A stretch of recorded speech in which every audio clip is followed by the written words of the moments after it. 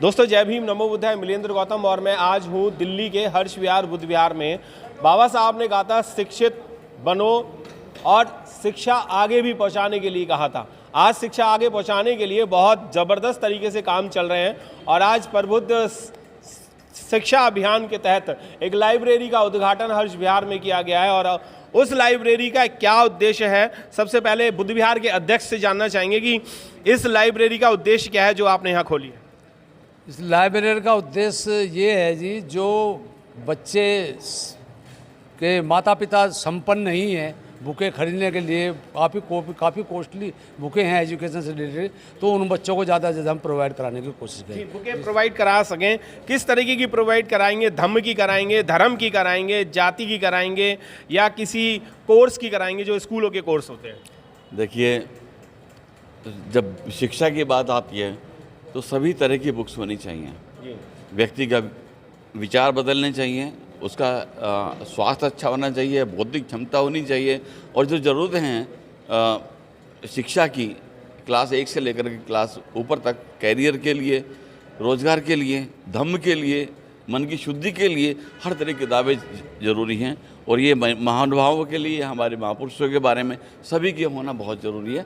इसलिए सभी तरह की पुस्तकें यहाँ उपलब्ध कराई गई हैं। बिल्कुल, सभी तरह की पुस्तकें हैं, महिलाएं भी हैं और महिलाओं को आज यहाँ पर चीफ गेस्ट भी बनाए गए। आप यहाँ पर चीफ गेस्ट थी और आपने ये भी कहा कि मेरे पापा ने ये कहा था कि 8वीं क्लास में ही कि पढ़ना लिखना, जो भी बनना चाहते हो पढ़ लिख करके बनना, बाकी जो अपनी मर्जी से करना चाहते हो कर सकते हो। क्या इस लाइब्रेरी में महिलाओं को भी जगह मिलेगी? बिल्कुल, महिलाओं के लिए इसमें कुछ ऐसा नहीं है कि पुरुष के लिए या महिलाओं के लिए, हर तरह का बच्चा हो, पुरुष हो, महिलाओं हैं, सबके लिए इसमें सारी सुविधाएं हैं। तो जब भी आप आए या कुछ भी है उसमें से सब उसको कर सकते हैं, इशू कर हाँ जी। इस लाइब्रेरी में जो आपने हर्ष विहार में करी है शुरू, क्या इससे पहले भी कहीं और शुरू की थी?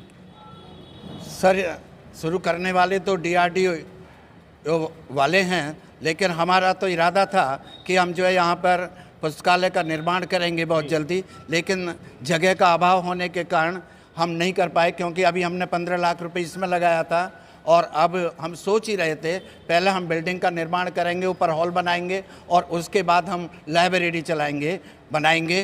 तो लेकिन ये ऐसा हुआ कि तथागत की अनुकंपा हुई, आप लोगों का यहाँ आना हुआ और उन्होंने कहा कि आपका बहुत अच्छा हम यहाँ स्पेस देख रहे हैं और यहाँ पे हम अपनी तरफ से यहाँ लाइब्रेरी बनाना चाहते हैं, आप अनुमति देंगे? हमने कहा बिल्कुल सर, स्वागत है, और हमने अनुमति दे दी इनको और इनके प्रयास से यहाँ लाइब्रेरी का निर्माण हो गया।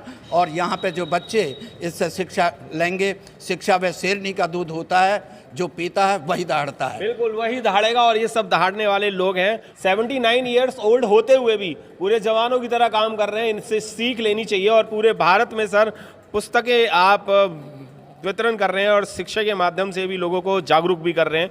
आपने कितने और भी सेंटर ऐसे खोल रखे हैं? नहीं, सेंटर तो बिल्कुल ये पहला खुला हुआ है। इंडिविजुअली तौर पर लोगों से जैसे दान पर्चियाँ कटती है कि हम मंदिर के लिए ये अपना बुद्ध उसके लिए चाहिए या किताब और लाइब्रेरी के लिए चाहिए, तो उस टाइप से देते रहे। लेकिन ये पहली बार संस्था यहाँ पर स्टार्ट हुई है, क्योंकि यहाँ पर जगह मिल गई थी, बातचीत हो गया था पहले, तो ये पहला संस्था है। अब यहाँ से किया है निश्चित कि आगे चल के हमारे डॉक्टर साहब हैं और ये सारा ग्रुप है कि इस टाइप की संस्था और खोलेंगे। और डॉक्टर साहब ने पहले अनाउंस कर दिया है कि कोशिश करेंगे हम कि पूरे भारत में कम से कम 1000 लाइब्रेरी इस टाइप की खोल दें।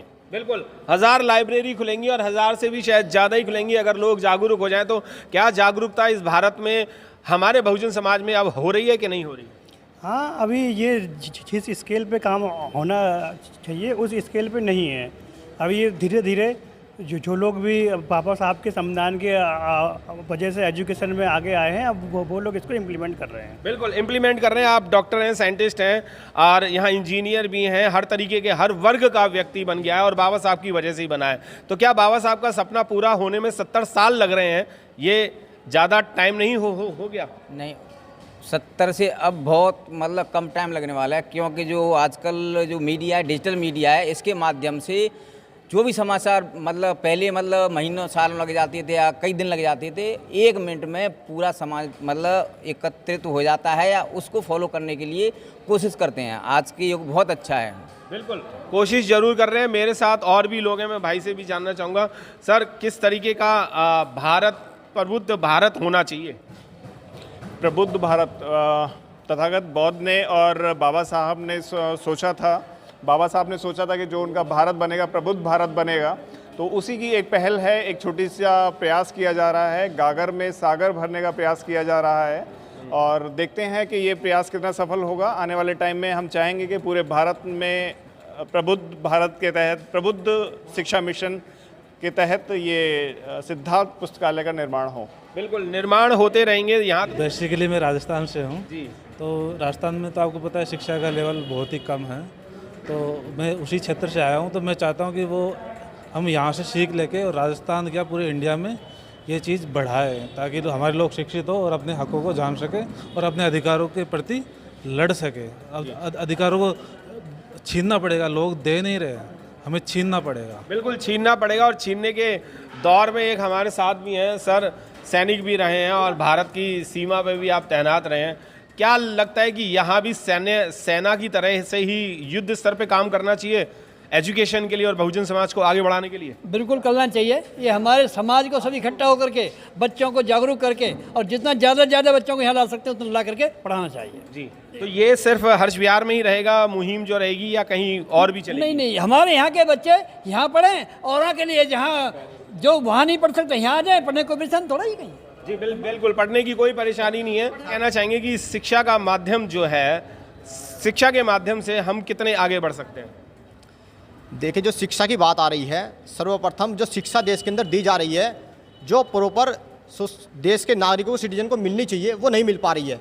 जितनी भी क्लासेज है, उनका जो सिलेबस है, जो सरकारों में लोग बैठे हैं, उन्होंने उस तरीके से डिज़ाइन कर रखा है ताकि जो गरीब तबके का आदमी है, जो छोटी कम्युनिटी के लोग जो होते हैं, SC ST OBC वाले, उनके लोग आगे सही तरीके से ना बढ़ पाए। क्योंकि उनकी किताबों में जो आज का जो सिलेबस बुक्स का है, उसमें उनके तो जो महापुरुष हुए हैं, जो उनके कार्यकर्ता हुए, उनका तो डिटेल मिलती है, लेकिन जो हमारे बहुजन समाज के महापुरुष जिन्होंने देश के गरीब दबे कुचले लोगों के लिए काम किया है, उनके बारे में कोई डिटेल नहीं मिलती। इसलिए जो यहाँ पर लाइब्रेरी की स्थापना की गई है, मैं लाइब्रेरी की स्थापना करने वालों को बहुत बहुत धन्यवाद देना चाहता हूँ। क्योंकि हमें स्कूल में जो शिक्षा दी जाती है, जो हमको एक्चुअली मिलनी भी चाहिए साथ में, वो वहाँ पर नहीं मिल पाती। इसलिए जो हमारे समाज के, जो हमारे बहुजन समाज के जो महापुरुष हुए हैं, उनके बारे में जो नॉलेज लेनी है हमें, वो यहाँ पर मिलेगी, हमें स्कूली शिक्षा के साथ भी मिलेगी। बिल्कुल, स्कूली शिक्षा के साथ साथ आप देख रहे हैं कि प्रबुद्ध शिक्षा अभियान, सिद्धार्थ पुस्तकालय स्थान बुद्ध विहार हर्ष विहार में है। ये अंबेडकर भवन भी यहाँ पर है। और मैं आपको बताना चाहूँगा कि शिक्षा सच्ची में वही शेरनी का दूध है, जो पिएगा वही दाढ़ेगा। यानी कि अगर आप शिक्षित होंगे तो आप आगे ही बढ़ेंगे, आपको कभी भी कोई भी रोकने वाला पैदा नहीं हो सकता। जय भीम, नमो बुद्धाय। मिलेंद्र गौतम, हर्ष विहार।